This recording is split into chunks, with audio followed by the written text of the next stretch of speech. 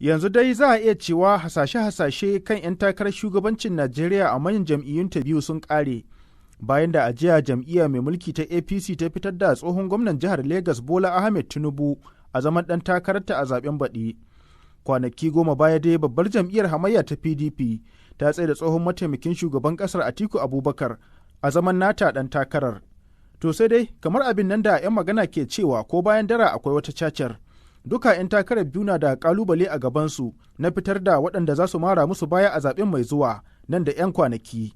Kuma masu sharikan al'amuran siyasa a ƙasar irin su Malam Bashir Baba Muhammad na ganin kalubalen zai fi girma ga ɗan takarar jam'iyya mai mulki. Akwai kalubale a gabansa na zaɓar waye za su yi takara da shi a nan arewa dai kam. Ya zama wajibi gare shi da kufa ka'in da na'in wajen nemo wani wanda zai karɓu arewa ta ji cewa tana da wakili. Gaskiya Bola Ahmed Tinubu zai fuskanci babban kalubale daga nan arewa. Shi kuma ɗan takarar adawar a cewar mai sharhin nasa kalubalen zai kasance ko daga wace shiya ce a kudu zai ɗauki nasa mataimakin saboda a ganinsa ɓangaranci da ƙabilanci na da tasiri sosai a siyasa a can. Shi kuma a atiku ya danganta ga irin yadda ya lale katinsa. Idan ya yi da gaske to ba ko shakka siyasar Najeriya ana iya ce ba a san macito ba sai miya ta kare. Ni a ganina ɗauko shi daga ƙasar kudu maso yammacin ƙasar nan kamar zai zama dabara rashin dabara. Domin duk inda ya kai da dabara suna ganin nasu Bola Ahmed Tinubu babu yadda za a yi su ce a'a ga wani mataimakin samu ya samu ƙuri'a ta ku zo ku gani daga wannan yanki.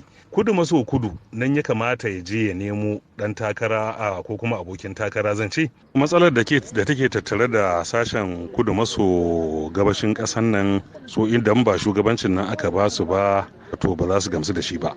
Mun ji kungiyoyinsu na wanene Indigbo suna ma gargaɗin 'yan siyasa da ke wannan shiya ahir kar dalilin da yasa suka ji wani ɗan wannan shiya ya ji ya yadda ya karbi wani mataimaki. Tun bayan komawar kasar kan tafarkin demokuraɗiyya a shekara ta 1999 dai, kasar ta yi shugabanni 4 kuma kowannensu ya zaɓo mataimakinsa daga ɗayan yankin kuma wanda ba su bin addini guda a wani mataki na sa ɗan kowane ɓangare da addini ya ji ana damawa da shi a mulkin ƙasar mafi yawan jama'a a Afirka wadda bambancin yanki da addini ke da matuƙar tasiri a siyasar ta.